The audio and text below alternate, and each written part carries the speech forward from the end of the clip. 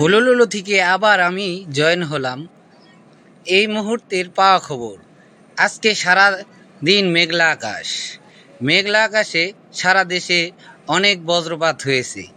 ব্যাঙের মা ফোন করেছিল একটু আগে, তার ছেলের ঠ্যাঙ্গে পড়েছে বাস, ঠ্যাং ভেঙে ব্যাঙ আহত।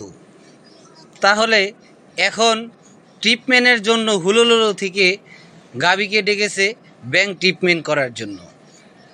আর তারপরে আমরা দেখতে পারলাম ব্যাঙের মা কেঁদে কেঁদে একশের। ডাক্তার যেতে যেতে চাক্কা খুলে গেছে ডাক্তারের। আর কি আর করার। তারপর আমরা আবার আরেক জায়গায় গেলাম ধান খেতে। দেখতে পেলাম কাঁচি দিয়ে এক কৃষক খোঁচাচ্ছে ধান, কিন্তু ধান খোঁচাতে খোঁচাতে গাছ উঠায় বলল, এত খোঁচা দাও, ব্যথা কি আমার